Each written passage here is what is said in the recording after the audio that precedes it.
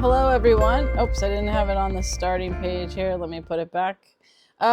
Today we are looking at women in art in ancient Greece, and this actually had to be broken down into two parts because it was getting too long, and it's already probably going to be a little bit, well, the longer side of the lecture, and I didn't want it to go even longer. So we are going through classical Greek sculpture. Here, I'll put up the topics for this. So we're looking at Minoan society and the status of women, and then the transition to Greek societies, women in Greek um, uh, literature and social ideals, well, and archaic. I should have added archaic in there, and then here I can write it. Archaic period. Women in classical Greek sculpture. And then this is the Aphrodite is also in Greek sculpture. So this is part one. So part two, we'll look at the vases because I did not have time to do that. And then Hellenistic Greece. And then probably an intro to Rome. I'll put a question mark by that one. We'll see where it goes. I think yeah, I don't know yet. I'll have to figure out as I'm setting it up what I want to do. If I want to intro to Rome, or want to like do just maybe just the kingdom, or the Etruscans, which is really the Etruscans. And then leave the actual like Roman Republic and Empire for the separate one. So there's my brainstorming going into it. We'll see how it gets played out. I think I kind of like that. The Etruscans are like a mix of like Greek and Roman style. And the Romans were influenced by the Etruscans because they ended up being a tributary state essentially under the Etruscans. So I think the Etruscans would make sense. I could do that. Vases, Hellenistic Greece, and the Rome, intro to Rome, specifically looking at the Etruscans, which aren't Roman, but are connected to the Romans. And then we'll do the separate Roman one. That way it's not like halving. I don't want to like have the rest of the lectures for the semester be half one society, half a different society, because that would just get confusing in that. So yeah, again, this is part one. We're gonna have to finish off on part two because it just was getting too long. That is one of the things as we're getting into, I wouldn't necessarily call ancient Greece modern, but as we're moving away from like the really ancient Near East and ancient periods in societies, you have more information. We have more writing, more art, more information about the art, more depictions of women, and also we'll have more women artists that we're going to see in the future. Not with Greece. The Greeks didn't like women so much. So we'll talk about that. But yeah, that's the plan for this. So we're going to start with the Minoan society and status of women because they are unique and interesting in their society. They're not, so they go with the Greeks because of the region, the Mediterranean. They're not technically Greek. And the Mycenaeans, so there's the Minoans and then the Mycenaeans, and they're the early peoples in that region. Like the Minoans were around with like Mesopotamia, Egypt, and all of that. Same with the Mycenaeans. The Mycenaeans, however, do have a connection to the Greeks. So the Mycenaeans are who take over for the Minoans. They were aware of the Minoans. Like so there is that kind of connection, and I guess a geographical connection, if nothing else. But the Minoans are super interesting because they were very different than a lot of societies. They lived on the island of Crete.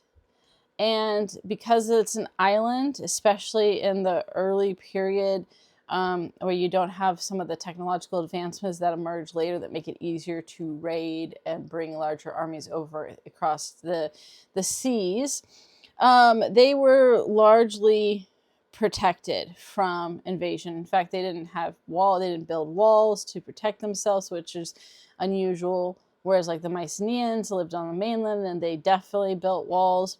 And so the fact that they were free from having to worry about warfare and conflict, and the second thing being trade, it was both of these things led to increased technological advancements. And and really, if you look at it, it led to leisure,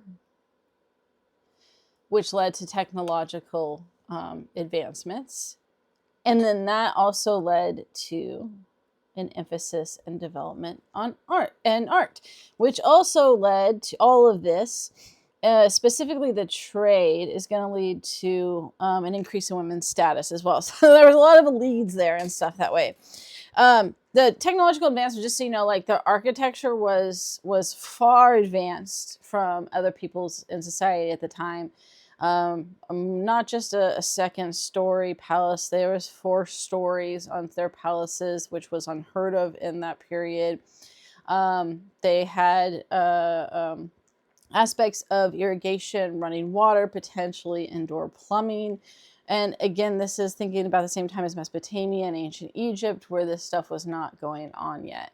And so it's somewhat like the best like comparison would be Harappa and Mohenjo-Daro with the Indus Valley civilizations.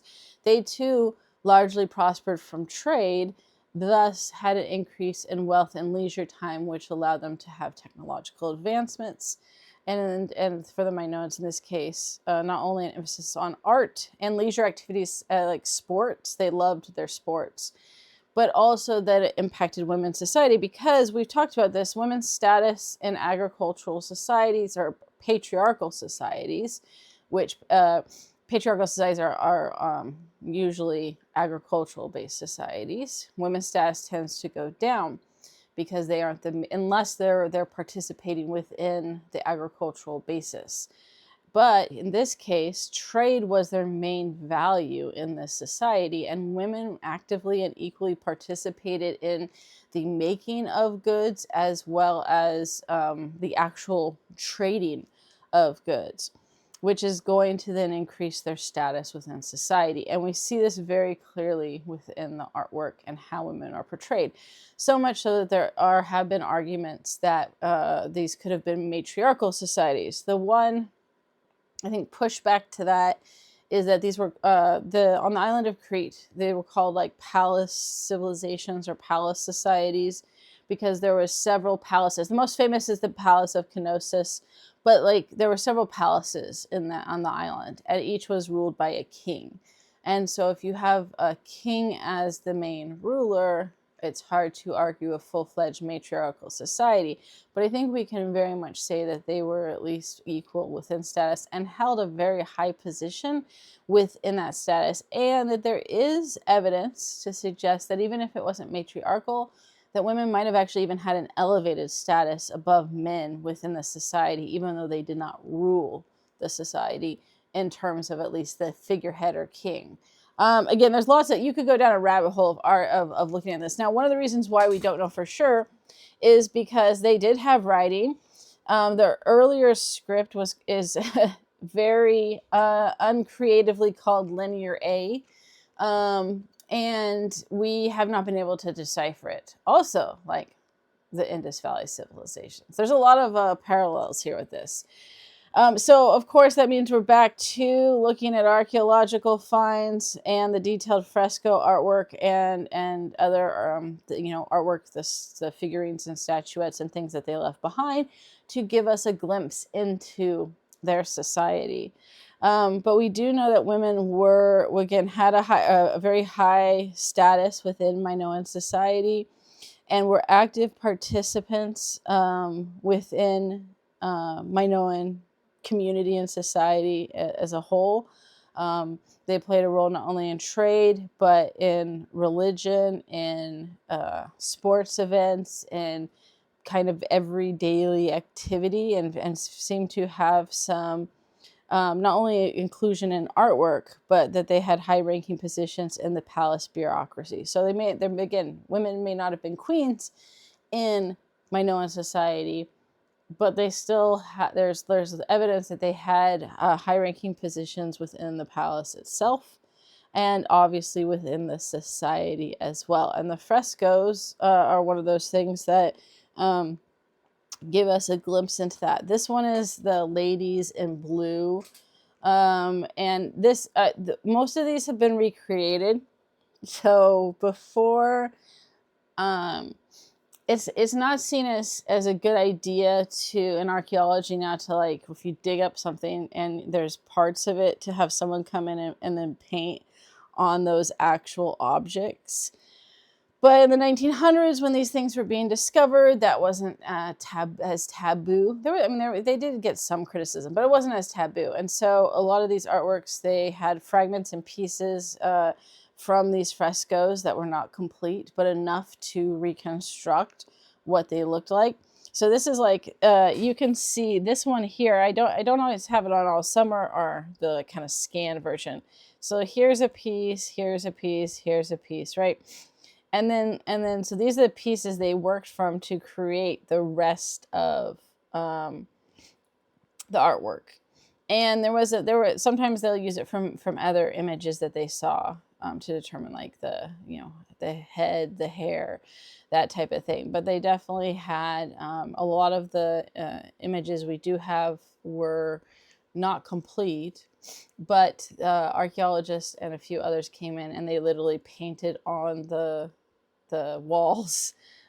They repainted, they matched the paint and repainted the columns. They did this and drew in and painted the frescoes. So it is reconstructed, just so you know, with that, but it still is based off of that. Now there's, which does lead to occasion, we'll talk about the snake goddess. There is some debate over some of what was reconstructed in that case. But it doesn't diminish from the main points that we're going to be talking about it. So women are portrayed in many of these frescoes, and they are, in fact, shown more than men. And we'll come back to this one. I'm going to talk about this one too, but we're going to come back to it. So the fact that women are shown more than men in this definitely indicates that aspect of prominence. They were seen as spectators in scenes of crowds observing an event, and women sometimes even, and some of these occupied the front rows. And in fact, we're going to see a couple of scenes where women seem to take precedent over the men as a whole. And just the fact that they're shown participating and engaging in public events with men suggests a high degree of social freedom. Because that wasn't always the case in societies where women, one, if they did attend public events, they weren't necessarily always integrated within the male audience, often having to sit by themselves or behind men. But not only that, of course, we'll see with Greece, women weren't even allowed to attend most public events. So in this case, you have women being able to freely engage and interact and attend events, public events. And then also participate in the sports and events themselves.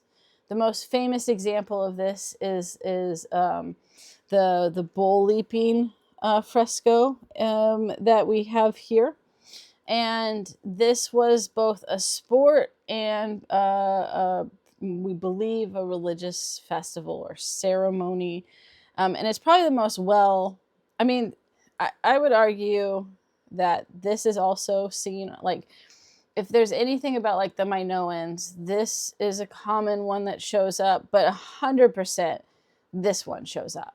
So I say, like, oh, this is the super common, but there's three common ones.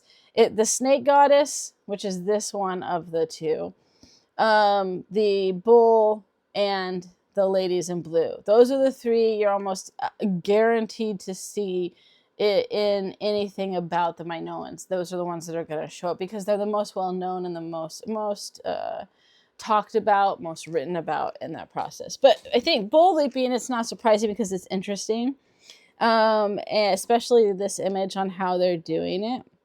Now, there have been other societies that have done bull leaping or bull sports, is perhaps the better way, because there's definitely bull fighting, there's bull dancing, there's bull leaping, and in fact, there's still in Spain, and I feel like other places in South America, I think it's in Spain, but at least in other places in South America, there actually is this sport. You can go on YouTube and Google bull jumping, bull leaping, bull jumping, and you'll see modern day examples of them doing this in the arena for spectators. Now, you don't see any quite doing it this way, but some that are flipping over them upside down like this. No one's holding onto the horns, but people are definitely leaping over them, doing flips over them, along with like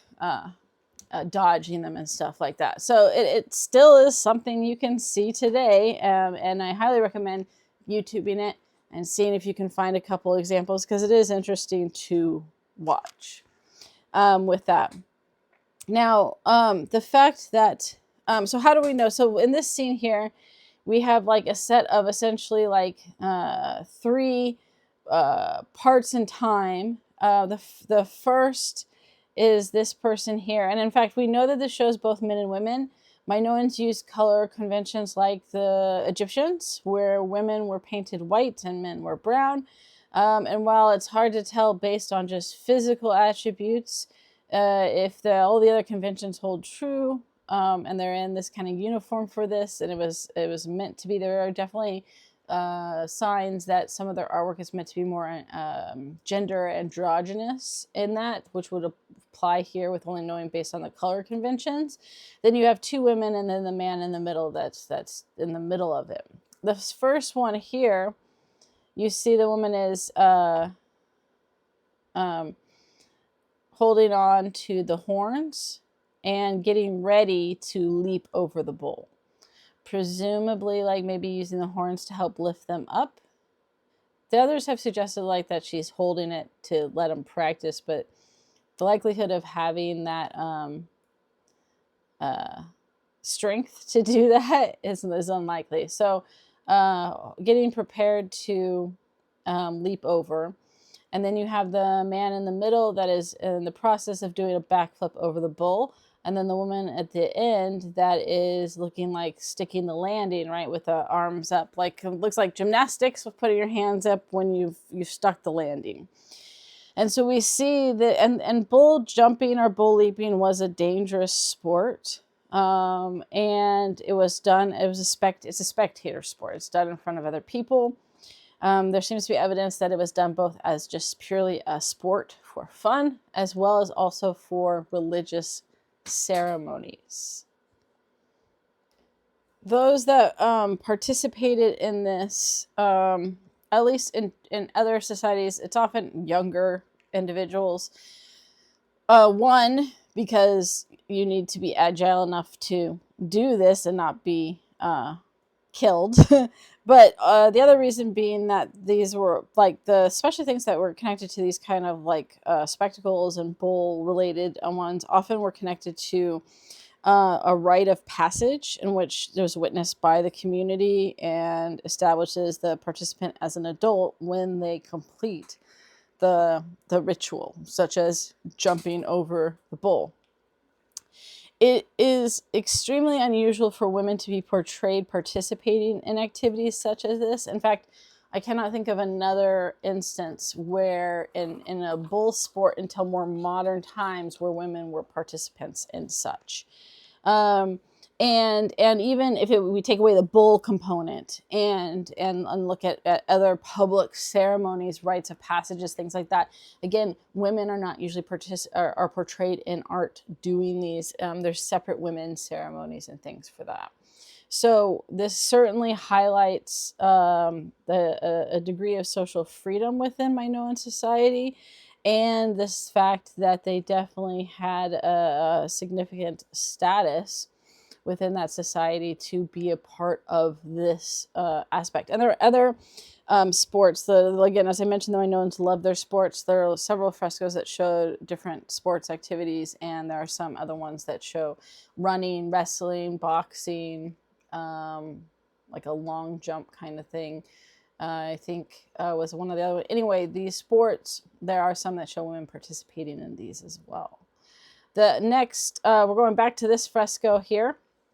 The ladies in blue which depicts, obviously, we can see, let me get rid of, oops, I always do the wrong button for erasing here, trying to erase the, and I always bring up the news thing. I think I've done it in every single lecture for like the last 3 or 4 lectures.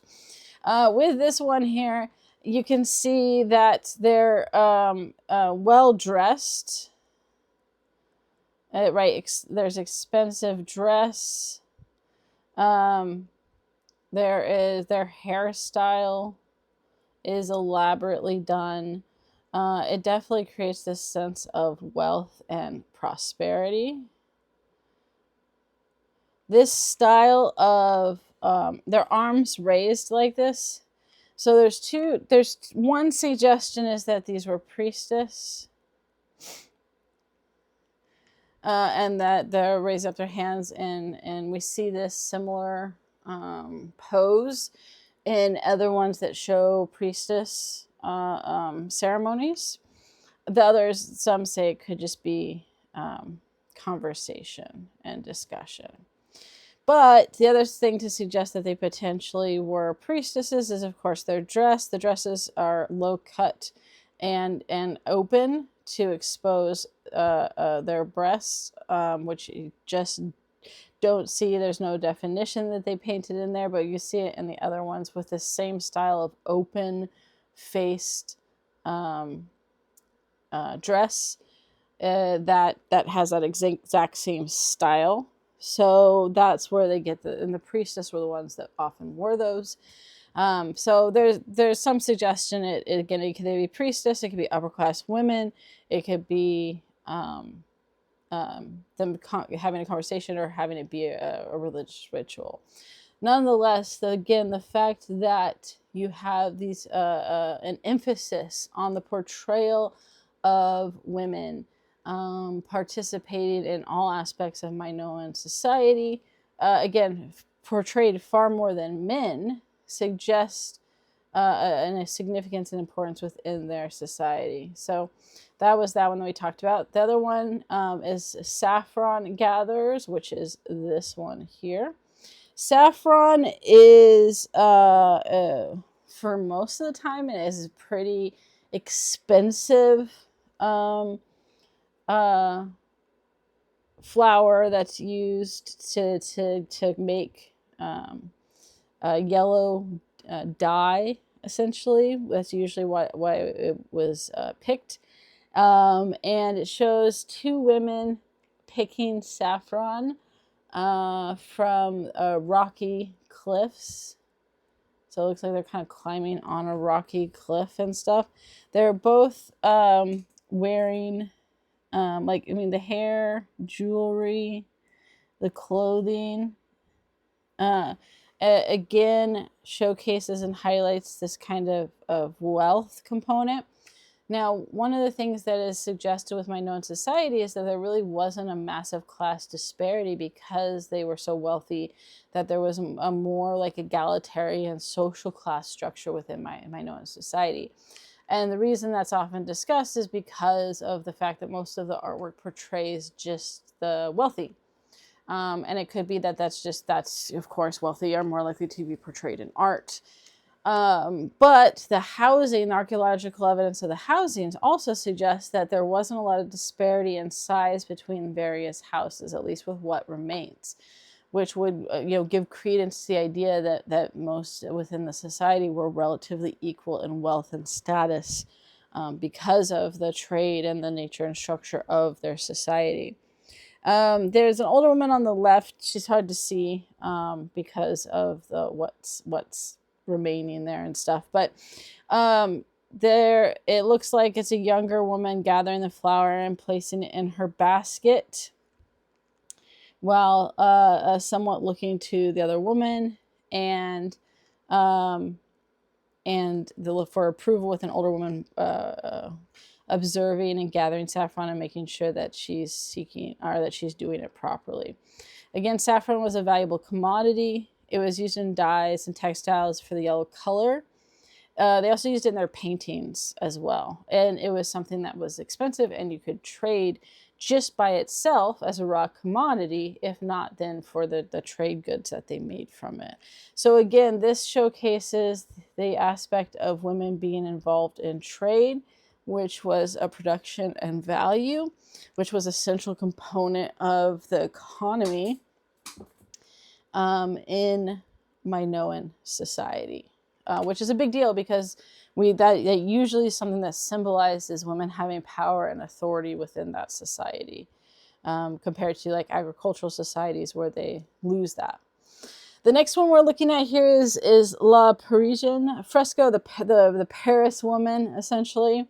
It was named that by Edmond Potier, who was, I'll put him here.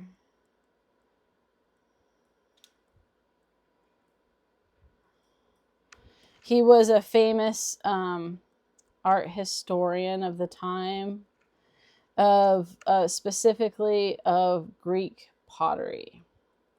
And when he was brought in by actually one of the archaeologists who discovered the Palace of Knossos and stuff, he remarked that it looked like a young modern Paris woman of the times, right? And thus the name. The name has no relevance to anything Minoan whatsoever. That was just what it was given to, based on the perception that they looked like a modern woman of Paris. Her hair is black and curly, her skin white with that color delineation between men and women, men being with a brown color, women with white. And her eyes are not only large, but have they're definitely outlined with mascara. Her lips are red. And then she has this kind of elaborate patterned dress on with these red stripes. And then more importantly, this piece here is called the Sacred Knot. And it's why it's called that is because it's seen in other paintings as well as some seals and pottery. And it's thought to designate the person as a holy person or priestess. And it is the way that it was specifically tied in the back like this was connected in all the cases that they found can seem to be connected to religious rituals and the people engaging in those. She is actually part of a larger fresco, which we can see here. And so this is what that zoomed in one is from. And where you can see, again, this one, I kind of like that they made it a little bit lighter, the reconstructed areas, because you can kind of see where the parts of the fresco that survived, and they kind of reconstructed the rest.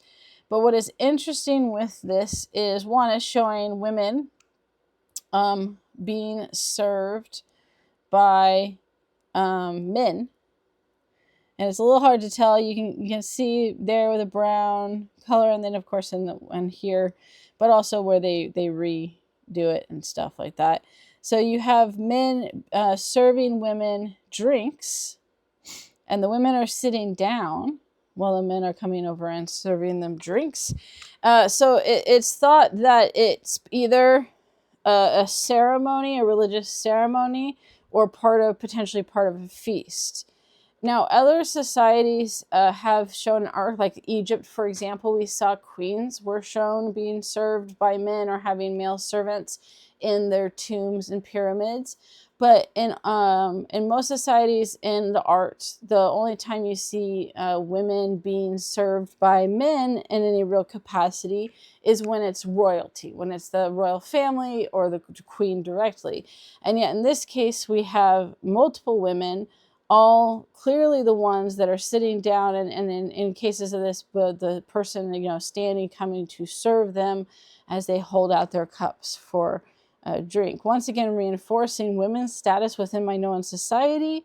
Also the potential importance they played in religious ceremonies and, of course, society in general. And then we have the snake goddess I mentioned. The snake goddess sculpture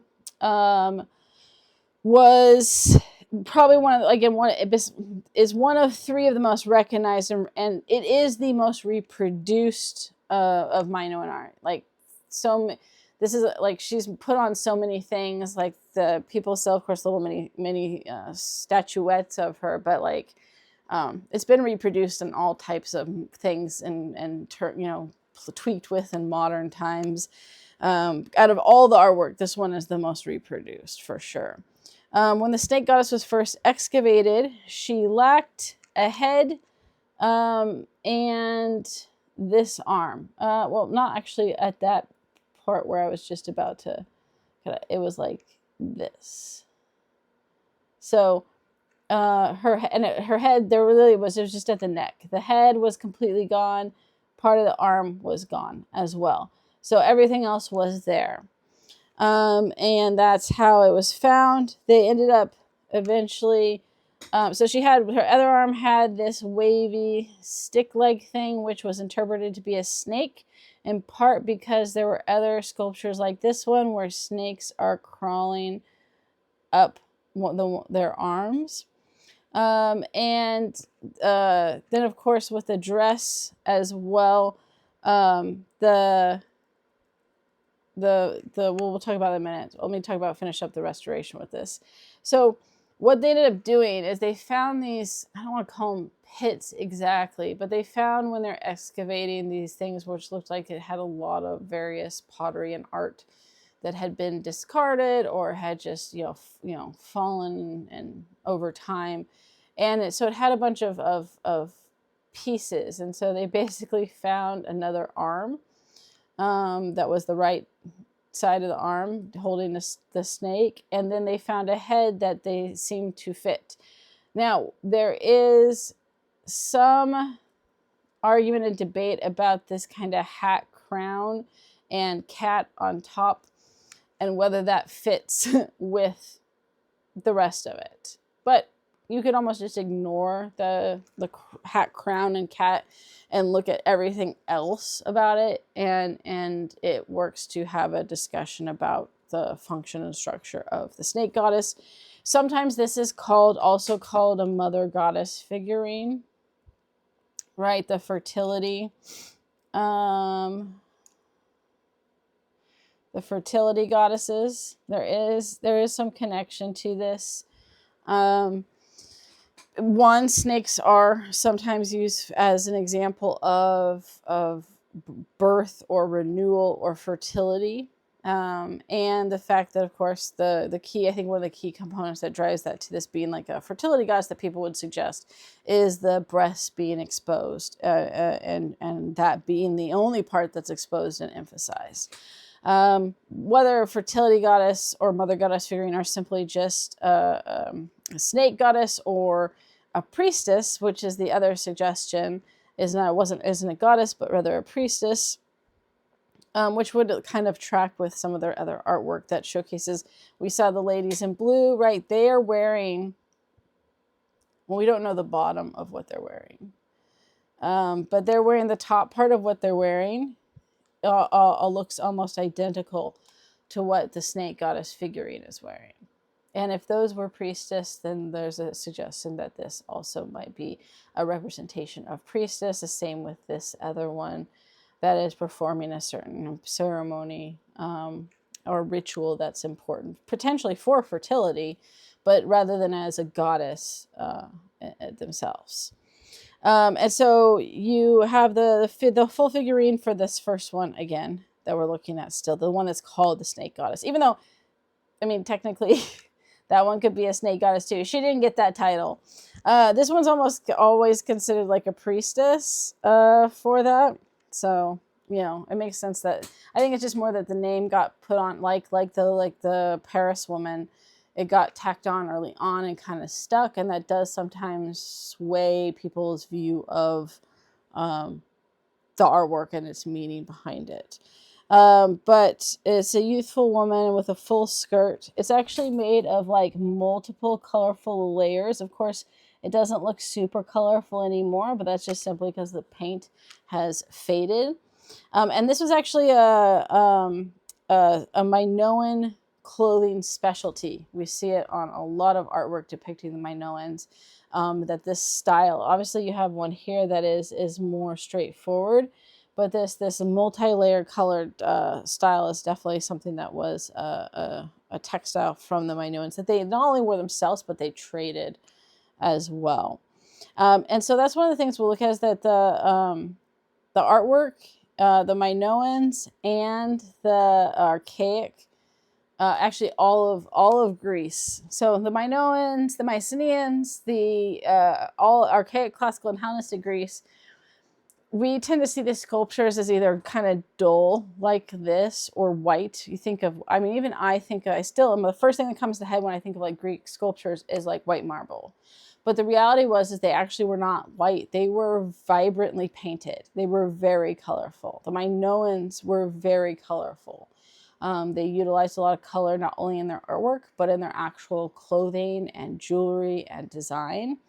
And the Greeks later on certainly maintained and continued that tradition. And the sculptures were actually painted. And look very different from what we perceive them in the kind of plain white marble today. And so it definitely gives it a whole kind of different view of how that is. And I don't think I put it in this one, but because I was planning to do it at the end of the Hellenistic period, I will put in an example that showcases what the sculptures look like with color. If I didn't put it in this one, I can't remember if I put it with the archaic one as an example, or I was waiting to do it at the end. But so imagine this snake goddess. I mean, you can kind of see the color here. And this is even dulled, right? This is dulled color of what remains. This, because they reconstructed it, you get a much better view of color. And here you get a sense of color as well, right? So take that and imagine that then this also was a very colorful dress that kind of burst with color and was bright, right? Like I said, and color does change how we perceive the artwork and its meaning. And so it's important to take that into consideration, that the Minoans definitely valued color and utilized it in all of their artwork, including their sculptures and figurines in the process too. And then of course she has an apron that she wears a front and back apron that's decorated with geometric diamond design. And then the top of the skirt and apron has a wide vertically striped band that wraps around tightly around the waist. And then of course the top, she's wearing like a quarter length sleeve. It's like a short sleeve, but not exactly. It's like a 3/4 length sleeve. And a striped shirt, which is low cut and exposes the breasts, like with the ladies in blue that you can see there. And then again, the added piece of the hat or crown with the cat on top. But we're kind of just going to leave that because it isn't really known whether that really fits or not, but we know kind of the rest does. And then we obviously see another figurine here with a very similar style, having the apron, having the exposed breast, different hat, but then having the snakes wrap around the arms. And so she does look like the other priestess that were portrayed in the artwork in these sculptures. These statuettes were made both of terracotta and advanced like a glass-like material. And obviously their poses and the fact of the snakes and the poses have a lot of similarities between all the areas we found. These were excavated and found in palaces and the palace and rooms that had raised structures that they think are the altars, thus the religious component connected to it. But they also were found in caves and mountaintops, which nature in those places could be used for religious purposes as well. So we don't know for sure whether it's a goddess, whether it's a fertility goddess, whether it's just a priestess. We can say though that at least it was probably a priestess, and if it wasn't a priestess, then it was a goddess. That's somewhat vague in that sense of it, but again, it still highlights the fact that almost all the sculptures and figurines, all of the religious functionaries, were women.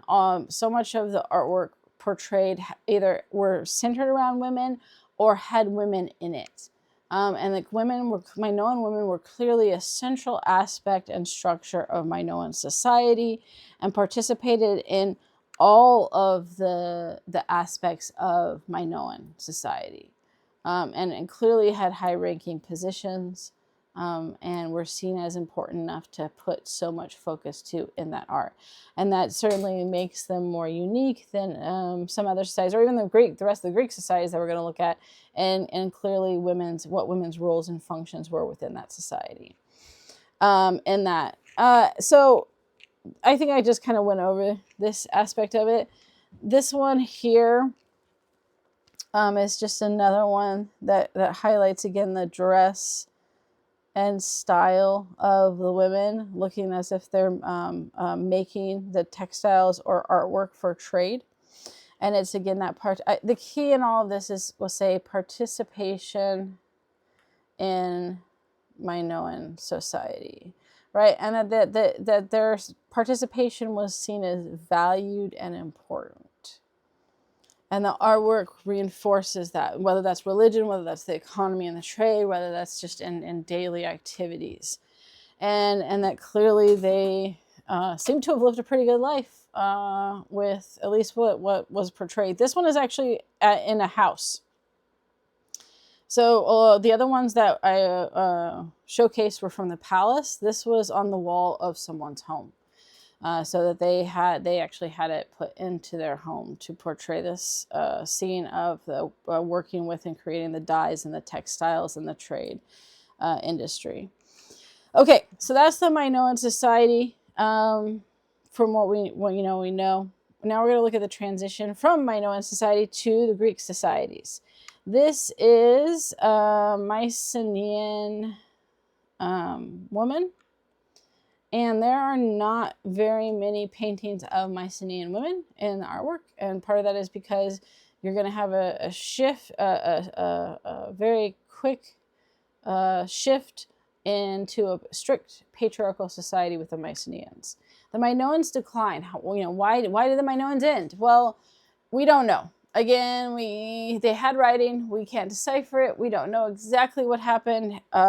However, there is a good suggestion that had to do with a volcano on a different island that had there was around the time that the Minoans seemed to have left Crete, and also clear evidence of water damage up pretty high on the island. There was a massive volcanic eruption on a differing island in the Mediterranean that had such an explosive force. Instead of just lava coming out, it split the island that it was on in half, which that kind of force would definitely create a massive tsunami in the region. And if you live on an island, you're more likely to be aware of those signs. And it's thought that there's some evidence of a small number of people living higher up on the island, but the majority seem to have left because we don't see evidence of mass death in that. And combine that with the water damage that appears, that it's thought that they were aware of the volcano. And what it caused, they took off. And the Minoans had really good ships because they took them to Egypt and the ancient Near East to trade with other people. And they were very proficient seafarers that easily could have left to avoid, of course, the fate of a large tsunami destroying a good chunk of the island. And then, for whatever reason, did not decide to come back and probably just dispersed out amongst the other islands or the coastal areas of the mainland.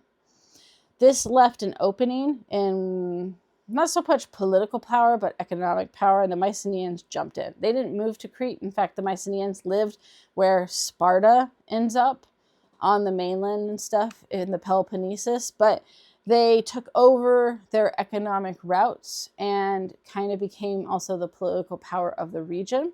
That with the Mycenaeans, though, you never knew when they showed up if they were going to trade with you or raid you, because they probably didn't know half the time on their own what they wanted to do.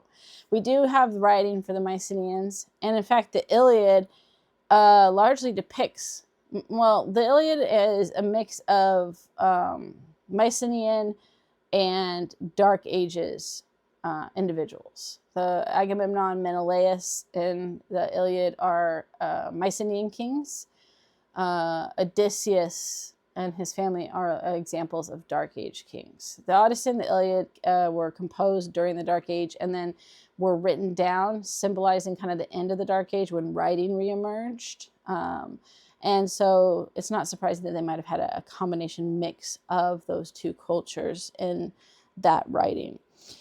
They were very patriarchal, warlike. There's lots of artwork that showcases soldiers, weapons, things like that. They left massive walls and defenses for their palace.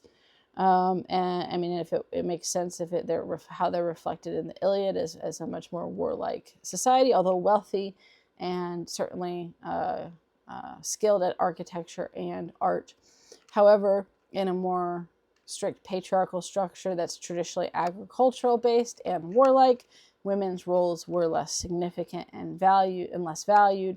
And not surprisingly, because a lot of their artwork was in their palaces that did not depict women as frequently. We do see one here, much more fully dressed. This is a shirt, and this is then the drapery part of the dress that goes over the top of it. Much more conservative in dress, which is going to be much more reflective of Greek society and views of women in their dress than the Minoans. It's also not as elaborate, even though the Mycenaean kings were extremely wealthy. There was a huge class disparity between the kings and the wealthy and then everyone else. So all that kind of structure that we looked at with the Minoans, it disappears with the Mycenaeans. The Mycenaeans take over for a while until they end up collapsing at the same time. There's a period around 1200 BCE where all major civilizations collapse in the ancient Near East and Mediterranean.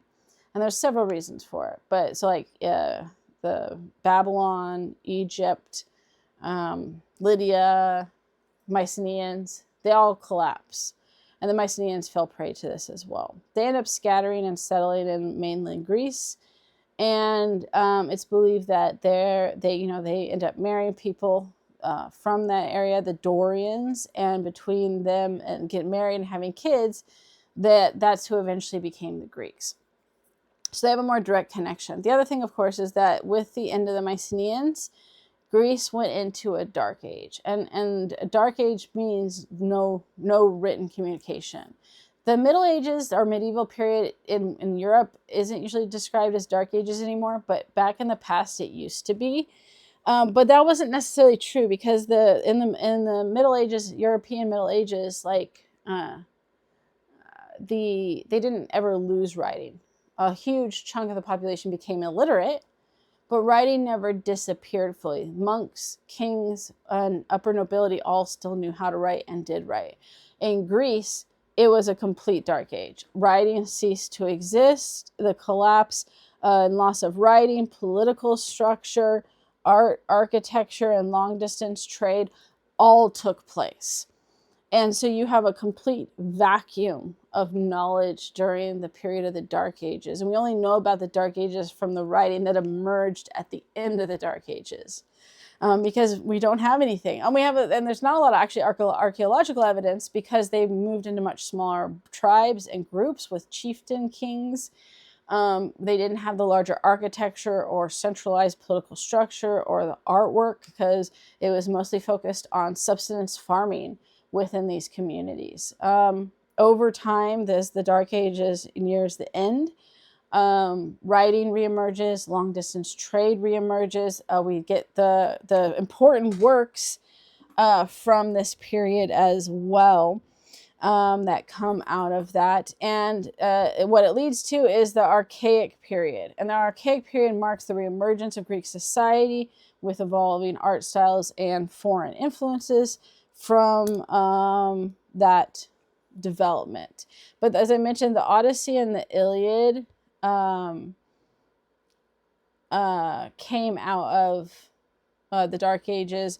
Hesiod's works and days also came out of the Dark Ages. And again, was a mix of kind of Dark Age culture and beliefs along with early Greek culture. And the reality is, I'll talk about more when we talk about classical period, but the reality is that the Odyssey and the Iliad and Hesiod's works and days became foundational educational pieces for Greek society. They saw that as they're an important cultural connection. So they did take values and lessons and identity from that. Consequently, the Archaic period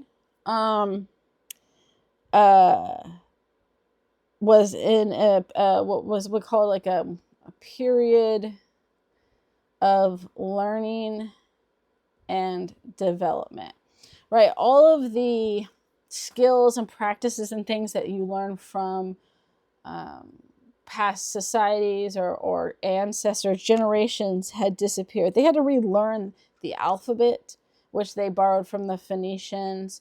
They had to relearn how to create sculptures, which they borrowed initially clearly from the Egyptians, we'll see.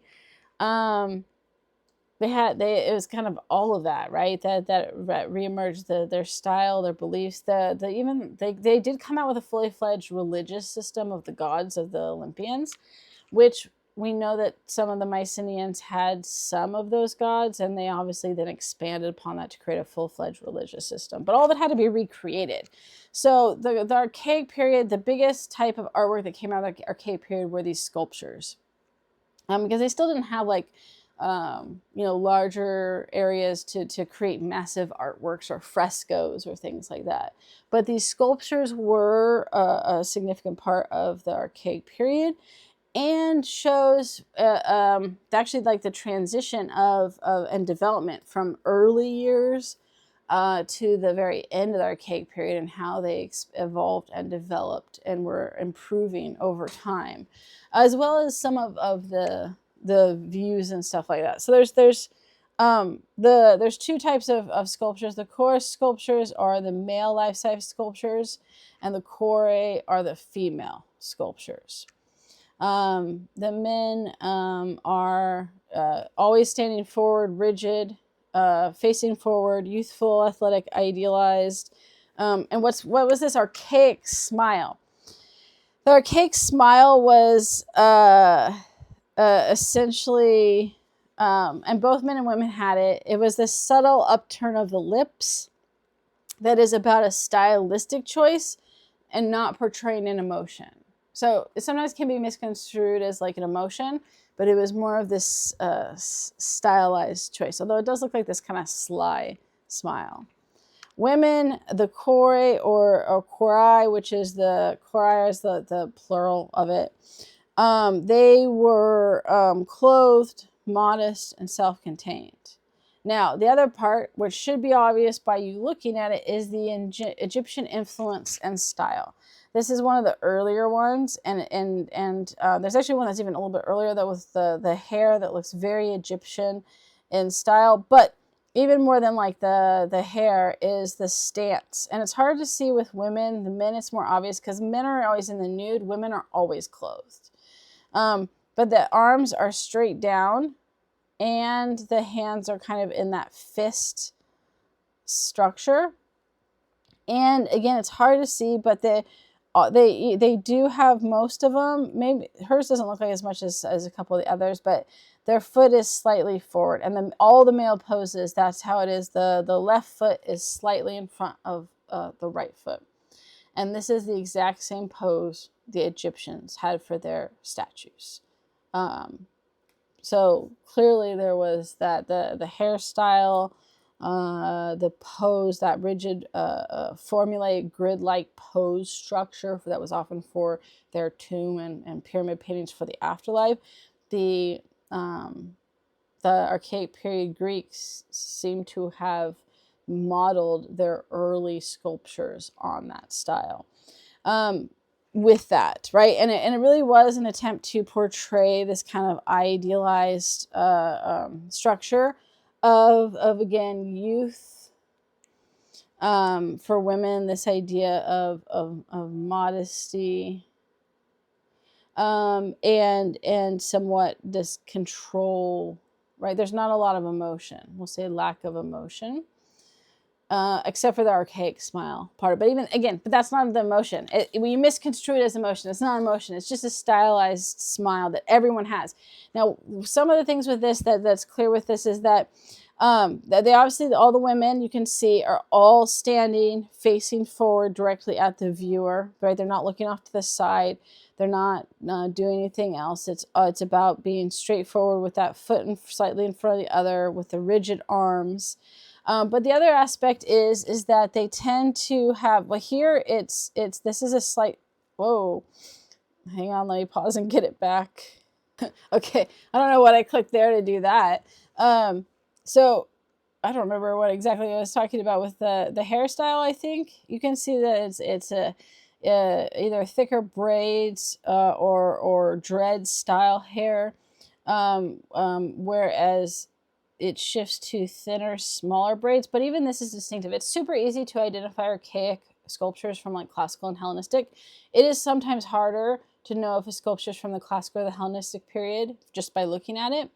There are specifics. I give you that kind of cheat sheet that lists off some of those key characteristics.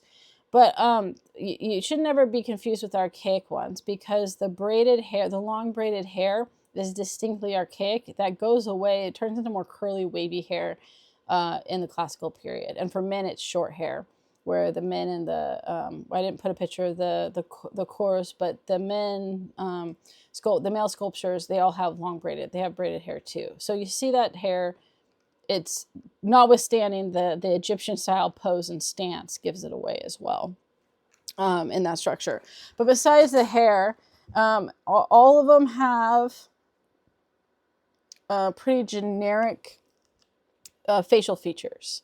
It doesn't provide, we'll say, lack of emotion, but also lack of individual characteristics. Right, the body is also not fully developed, which is a little bit harder to see on women than the men that are in the nude. And the other thing that's, you have these very, very narrow waist, and actually their shoulder to waist to feet ratio is very close to the Egyptian ratio as well.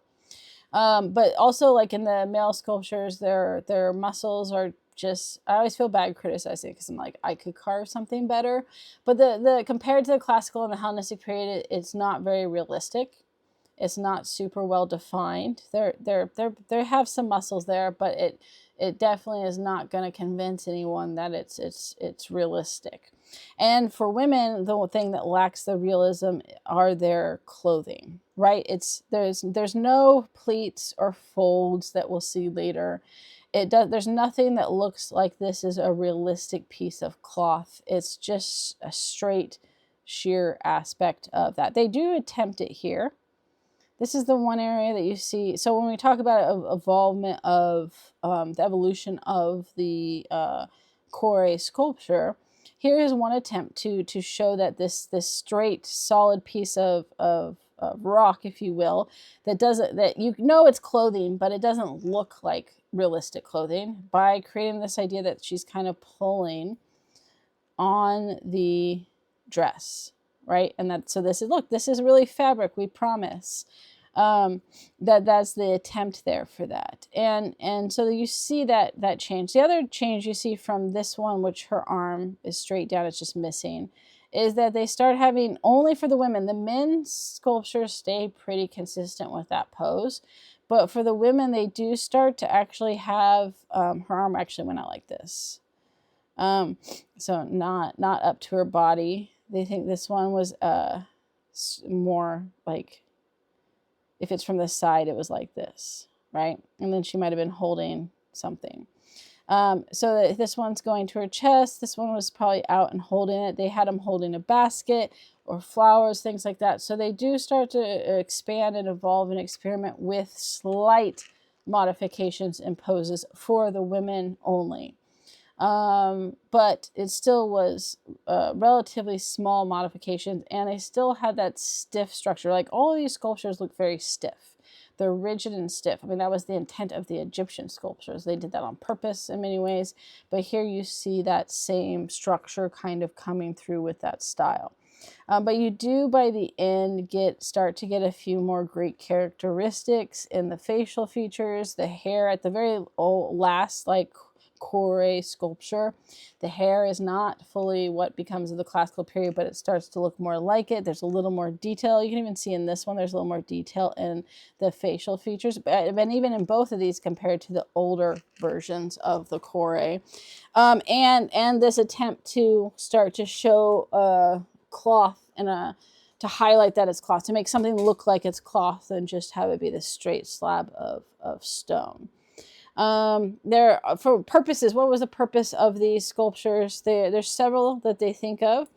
One was that they were commissioned by individuals, which would suggest this higher economic status and structure within the society, or at least some of the families that had these done. They were found in tombs. So one was that they were kind of like grave markers, that they were used to mark graves, not necessarily to try to clearly represent the individual, but be a representation of that person in a broad sense, rather than have them look exactly like it. And then the other was to suggest that they might have been shown as especially when they start changing the women's poses, that these were for giving offerings to the gods. So we don't, again, know fully what all the purposes and reasons of these sculptures were, but that is one suggestion. And as I mentioned, while they look, varying shades of cream and white today, or brown, cream, white today, they were very colorful, and that color was highlighted in the patterned dresses that women wore, and especially stood out compared to the male sculptures, which were nude. So the male sculptures, the only color was their skin tone color. They still painted the male sculptures to have skin tone, but their hair was usually darker, and then their lighter skin tone. But for women, one of the things that these sculptures were set apart from men was the fact that they got to show expression through clothing, just like the Minoans. Vibrant colors, elaborate patterns, and I'll show in the next one, because I didn't put it here, some pictures that show what this would have looked like for each of the periods, because they've done x-rays and other things along with like remnants of paint that they can match what the colors and the patterns would have looked like. And it creates a whole different view on your perception of these sculptures when you see them painted versus when they look like what we kind of expect them to look like, because this is what we see in museums. This is what we see in pictures a lot of the time. We don't often see the highly painted, colorful version, but it did allow for a credence and an aspect of women showing expression through their clothing, like the Minoans, being able to have those different patterns, the colors, the bright colors, that almost gave the Korai sculptures more individual identity than the male sculptures that were much more consistent and less unique. Whereas, all the stuff we talked about with the lack of emotion and individual characteristics, the one area where there was character and individualism was in the colors and the patterns of the clothing. Okay, so that's not the Minoans, that's the Archaic period. Now we're going to look at the transition to, I don't know why that one's slated for me because of the title there. The transition to the classical period. So the Archaic period ran from 800 to like 490 BCE. And then the classical period was like 490 to 323 BCE. And so what I want to look at is that women's role and status in the classical period were very much structured under a strong patriarchal system that narrowly shaped what women could do in Greek society, as well as their ideal roles. The one exception to this was the Spartans. So whenever we talk about Greek society and culture and art, it's always excluding the Spartans, because the Spartans were completely different. They were Greeks, and yet they were not Greeks. And that's just kind of how it was with that. The Spartans, though, didn't have a lot of literature or art, because Spartan society was all focused around militaristic society and training, and being a Spartan is a greater good for Sparta. So they weren't known for producing that. Athens became the center point of classical art, in part because they became a democracy, and that education, art, and development was highly emphasized as an important part of being a good member of a democratic nation. And so that Athens kind of became the cultural center of Greece in many ways. But so again, just if people are aware of Sparta, I'm talking about Greece here. I'm not talking about Sparta. And we're not really going to go into Sparta because there isn't much artwork or literature by Spartans. Anyway, because they saw that as frivolous pursuits. So I mentioned the ideal woman was actually like shaped, or like the literature shaped the view of women from actually the Dark Ages, and reinforced in the Archaic period with Homer's Odyssey, and the Iliad and Odyssey, and Hesiod's Works and Days, which described women and the ideal woman in that situation, and that became like kind of central to their education, and those views of what an ideal woman was versus what all the non-ideal women were stuck and remained through the Dark Ages, the Classical period, the Archaic period, and the Classical period. There are usually like three main ways that women are portrayed in literature and art, and they're here. One is, of course, as a goddess, 2 as a dangerous woman, and 3 as the ideal woman. So, for example, probably the best known part of like Hesiod is like Pandora's box, and the story of Pandora's box. And the story of Pandora's box actually not only is about like the moral of the story is like don't mess with Zeus because he'll screw you over. But besides that moral, it's also about the creation of woman, Pandora, who was created as an evil thing, a gift to mankind that they would regret. And it goes through and describes in the story her attributes, which are both can be broken down two things. Her facade, that's meant to trick the men into accepting her as a gift. And the reason why Zeus is pissed, I'll just tell the story real quick because it helps make sense. So Prometheus helps steal fire from man. He's a Titan, and the men, they steal it twice. And Zeus doesn't want him to have fire because he thinks he'll be lazy with fire. Prometheus gets his own separate punishment, which sucks. And then Zeus is pissed at humans for having fire, and when he didn't want him to, so he decides to form a punishment, which is going to be Pandora, and which he says, like said, I'll give as a gift, and they'll happily take their own destruction. And then it describes the attributes. The facade are all the ideal characteristics that are meant to trick him. And these become the foundational basis of really what an ideal woman was in Greek society. And it probably was influenced by the Iliad and the Odyssey to some degree. And then the reality of Pandora is all the negative attributes. And those are the things that are seen as what most women are like. So it sets up this idea that, and the art and literature reflects this, is that most women, especially in literature, there are way more dangerous women and bad women than there are ideal women in Greek literature, and even some of the portrayals of art too. There's more goddesses portrayed than ideal women, for sure, as well. And so the story of Pandora gives you this view of, if you take the facade, that's the list of what an ideal woman was, and if you look at the reality of attributes, that's what the negative view of women, what most women were like. Anyways, Prometheus had warned them not to basically beware of Zeus bearing gifts. It's not going to end well for you. As soon as they see Pandora, they forget about that. They happily accept it. She's given a jar. Even though it's Pandora's box now, she was given a jar with all these calamities and told not to open the lid, but she does, and all of them escape.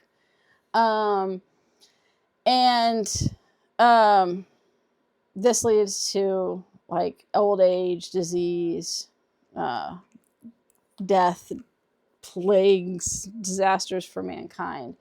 And the idea is not only, of course, does it end up blaming women for all of this, but it literally ends, the story ends. So they basically say the moral of the story is don't mess with Zeus, because he's going to get you back, and you won't like it in the end. So the goddess portrayal, this is a representation of Athena.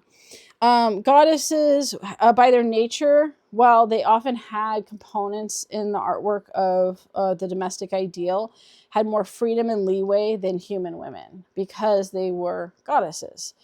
So in this case, you see Athena. She is not only the goddess of wisdom, but while there's a god of war, she's also connected to war as well. So you can see she's often portrayed wearing a helmet or having a spear and shield, which are definitively not female objects. And she's the most non-feminine of the gods. Artemis is the goddess of virginity and the hunt. Aphrodite is the goddess of love, fertility, and sex. Right, so Hera is the goddess of childbirth. Hestia is the goddess of the hearth. Demeter is the goddess of, I think, renewal. Persephone is her daughter, is like represents the seasons. So they're connected to, more often and not, like virginity or childbirth or fertility. But then Athena kind of is her own, and it's part of her story and stuff. But they had the ability to be portrayed as less feminine because they were goddesses, and they were given more agency, obviously, because they were goddesses. They just had more independence and agency than obviously human women had because of their divine status. But they still did have connections to that in their ideal form. So all of the gods and goddesses were described as the best ideal human form. So for the female goddesses, that was their physical form that was depicted in the sculptures and artwork was meant to represent the ideal, best female body, physical body that people essentially could almost achieve, although it was very hard to do. But this was the height and best of what was possible. So it's what's called actually arete, which was excellence, and the strive for arete, in the ideal form and body and stuff. And so, of course, they're more likely to be depicted with strength, intelligence, and cunning, and that was seen in a positive light. And then the most common or largest depiction of women were actually dangerous women.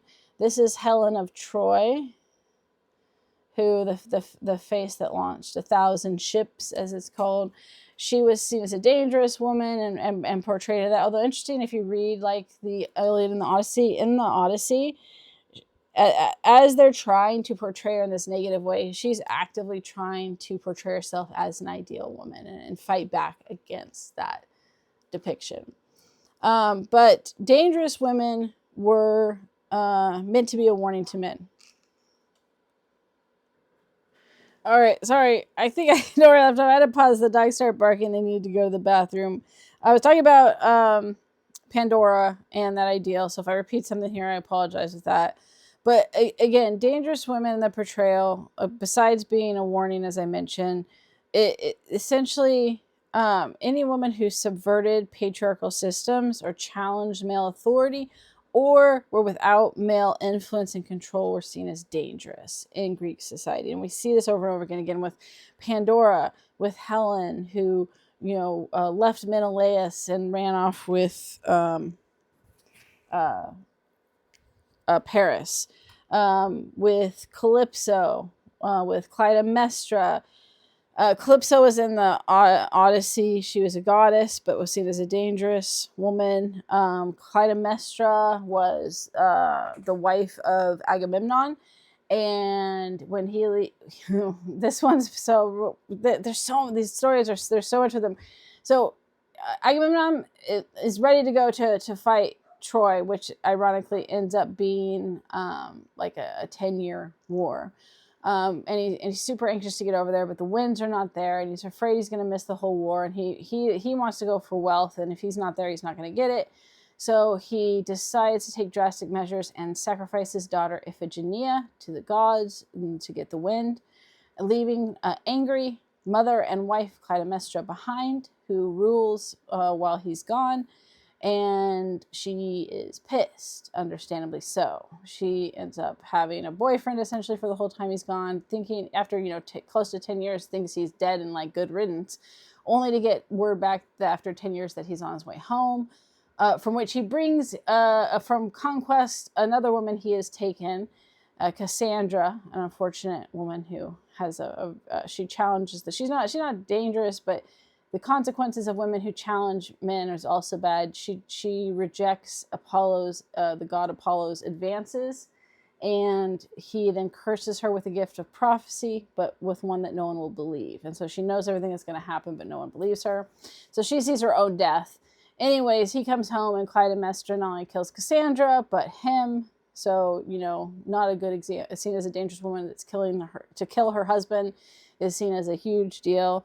Medusa, again, rebuffs God's sexual advances and is cursed with having hair of snakes that turns any man that looks upon her into stone.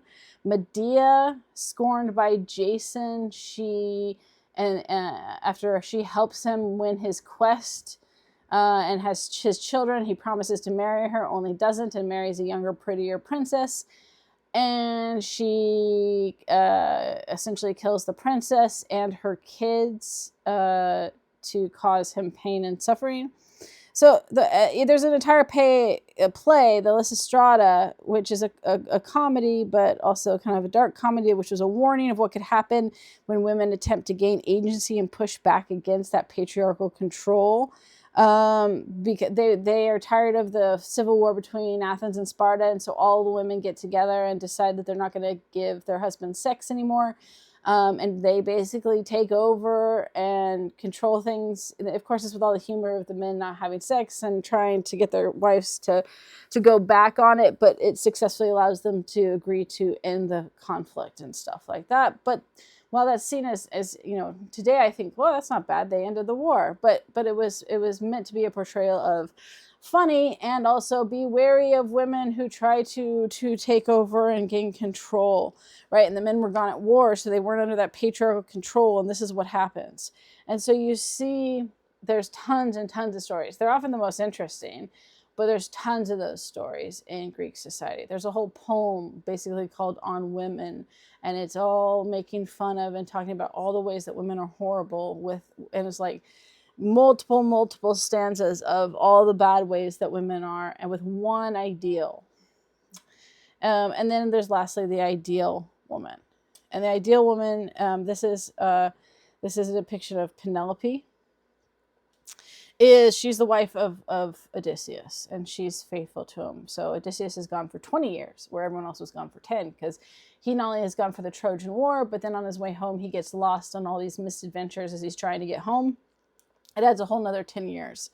So suitors are trying to get her to marry, basically saying, like, dude, he's dead. Like, you need to remarry. And they want his kingdom. And so she doesn't want to give up. She's been faithful and loyal to him the whole time. She doesn't want to give up. So she says, fine, once I've finished weaving this death shroud for him and complete my mourning, then I will. And she would weave it during the day, which is also an ideal example of a woman. And then by night, she would unravel a portion of it. So it was taking forever. She's the first to, or not the first to see him, but she recognizes him, and even has a test to make sure it's him when he does come back, because it's been so long. And then Hector's wife as well is seen as that ideal.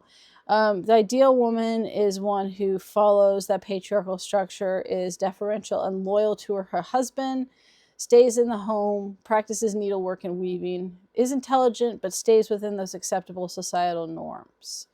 The Greek historian Thucydides stated that the greatest glory for a woman was to be talked about as little as possible. Right?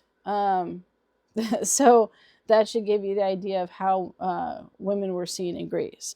Girls were raised from a young age in preparation for married life. And a lot of the artwork then, emphasizes either ideal physical form or showcases so we'll say ideal physical form or domestic work, right? That's the ideal roles of women were within the home. But girls were prepared at a young age to be married. The ultimate goal of education for girls in Greek society was to raise them, for them to be prepared to raise a family, performing domestic chores and serving her husband.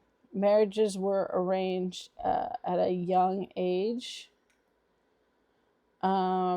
So they're arranged marriages. Obviously, the girls had no say in that.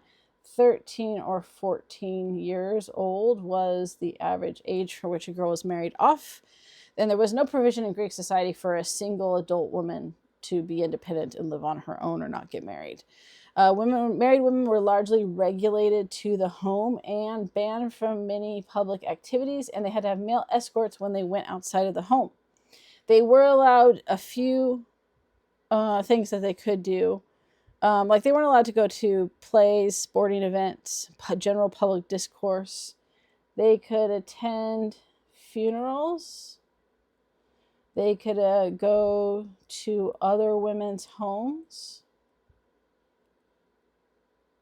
And there were certain religious festivals that they could attend. Outside of that, they were largely kind of expected to stay within the home as much as possible. Women didn't have any control over finances, and they couldn't make a will or receive inheritance outside of it going directly to their husband or sons. So super, super restrictive, right? And so you take that into account of this way that women were portrayed in sculpture. Now, the classical period was when Athens was at its height of power and where most of the artwork emerged. This led to an emphasis on arete, the excellence, because the reality is that Athens was rather optimistic at this time, and so it was all about portraying the best possible versions of people in their sculpture. Women were that ideal human form. Women were young, good physical shape, good looking. Women were always clothed, lots of clothing, except for the one exception we're going to look at the very end of the classical period, and it was of Aphrodite, a goddess, not of a human woman. Sculptures were definitely more realistic and advanced than from the archaic period in skill and style. There also is more movement of the body. You can see the knee bent, the arms are in different positions. Also, the clothing, intricate folds in clothing highlighted sculptural skill and symbolized women's protection and their roles. Like, it's so much more realistic now, right? The face is much more individualistic. It's still idealized, right? Young, pretty, ideal, perfect body form and stuff like that. But like they do start to look more like people. Like you could be like, if you knew who the model was for the sculptor, you'd be like, oh, that's this person. You would recognize them because it had more of that individualism in their facial features. Although women's facial features in sculptures was still super neutral. It was meant to be this pleasant, neutral expression, right? Which was meant, again, because women weren't supposed to challenge the system. They weren't supposed to be looking fierce, except for unless they were goddesses. They weren't supposed to be, looking overly emotional or sad in the classical period because it was supposed to be a positive of period and stuff like that. So like this idea of like, what's the best example of a woman who is modest and submissive and pleasant? Well, that was what the facial features were meant to express, along with the clothing and the stance.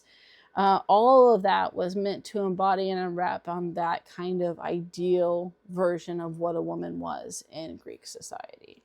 They also tended to if you can see here, the head is always kind of slightly, not a lot, slightly angled.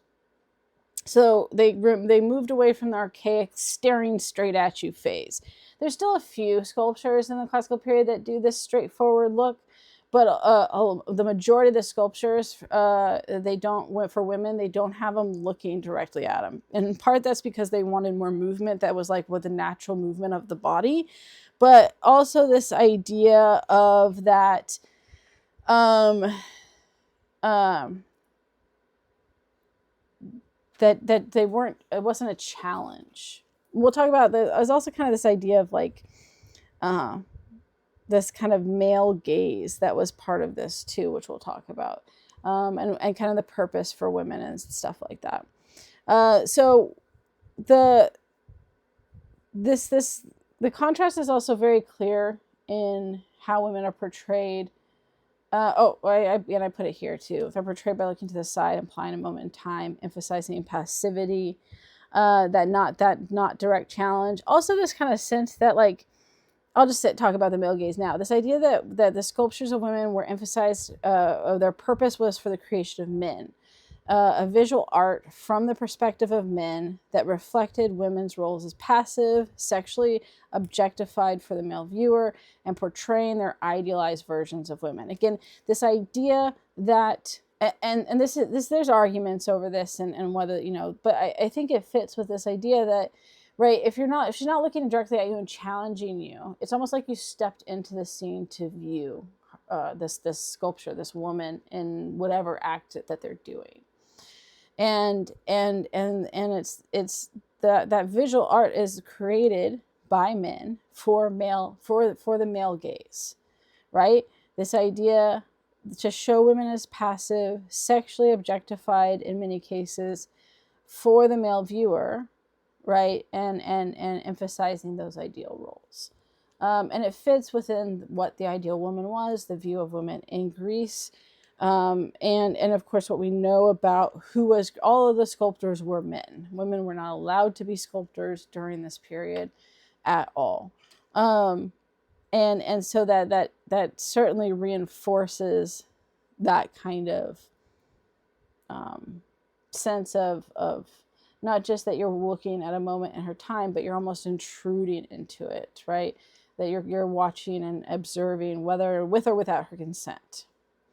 Now, there's also the sculptures of goddesses, right, that showed a very kind of different portrayal at times. This is Artemis. And each of them tended to show that like each god and goddess had like certain characteristics that were attached to them.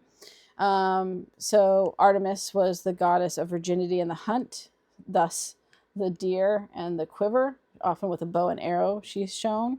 But she's wearing, if you notice, a shorter dress. This would have been not okay for a human woman to be dressed this way. But because she's a goddess, right, she has a sleeveless top and a shorter dress. Almost, actually, this looks like almost Spartan in style. That type of style of dress would not have been acceptable for other women, human women. But she's a huntress, right? She's not just the goddess of virginity. She's the goddess of the hunt. And so having more clothing that's going to be more appropriate for that activity makes sense. And also because she's a goddess, she can wear stuff that women wouldn't normally wear, having more mobility, having a stronger kind of aspect. Almost too in her countenance here, she's seen as stronger as well, more self-assured. There's also more movement, right? Well, there's more subtle movement in the depictions of human women. With the goddesses, they tend to have more movement and action. Almost like that physical activity is almost a negative for human women, but for goddesses is acceptable. This is Athena. Oops. And Athena, and I mentioned already with her, she's the goddess of wisdom and the hunt. She's often shown with a helmet and pieces of armor. And she also is depicted with like a shield and a spear some of the time. So she's decidedly the most unfeminine of the goddesses, in part because her myth is that she was born out of Zeus's head. So she was not only his favorite, but more connected to the masculine side of things. Whereas Aphrodite, the goddess of love, sex, and fertility, was seen as the most feminine. As the goddess of fertility, love, she was always described as the ideal beauty.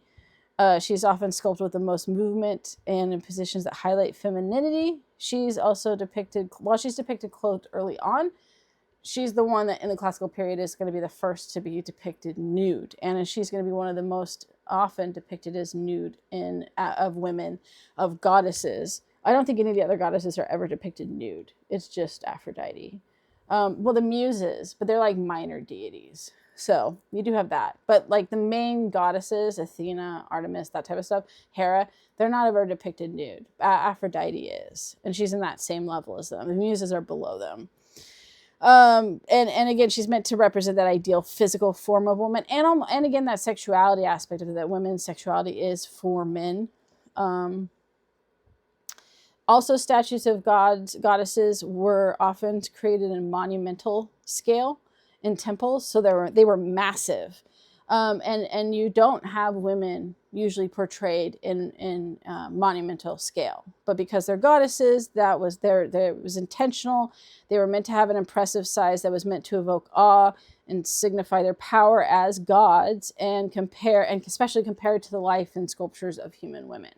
So you do get, again, this sense that there's this contradictory nature of how the goddesses are portrayed as women versus how human women are portrayed as women in sculpture.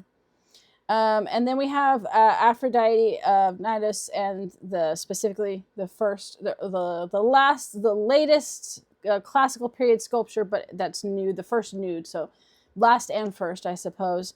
Again, this one, many people, you wouldn't be incorrect to think that this actually came from the Hellenistic period, because women start to be depicted in nude form in the Hellenistic period. But it is one of the last, it's in the very late classical period. And it's the first time that women were depicted nude, and it's a goddess, it's Aphrodite. It was sculpted by Praxiteles at the end of the classical period. And it was the first full nude sculpture of a goddess, which certainly was this kind of artistic milestone for the Greeks in that sense. And she appears to be in the act of getting ready to bathe, right? She's dropping her clothing and setting it down, again, looking off to the side.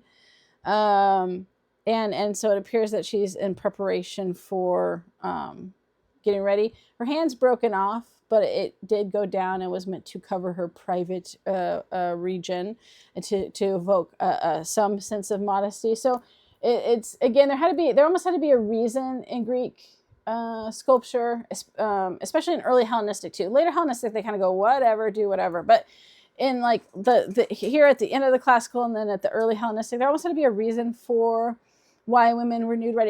You couldn't just have women nude for the sake of nudity initially. So it would be like they were in the act of bathing, because if they're act of bathing, it makes sense that they're disrobing in that sense, and people have just happened to stumble upon them. Again, that male gaze kind of, we've jumped into their life and without their consent of viewing them in this situation. But the idea that even if she's depicted as nude, as the goddess of fertility, sex, and love, which in stories she's often described, in a way that isn't as modest, she's still somewhat protecting and covering herself, which suggests that she isn't wanting to be seen in that fully naked sense. She was the most overtly sexual goddess, and yet the fact that they had to still create this sense of modesty in her sculpture definitely creates a sense of humanizing her and connecting her to the image of the ideal human woman in that process, right? That conflict between sexuality and modesty. Supposedly this statue was actually sculpted based on a real woman who was one of his mistresses, which further overlaps that the repression of a real Greek woman in the statue.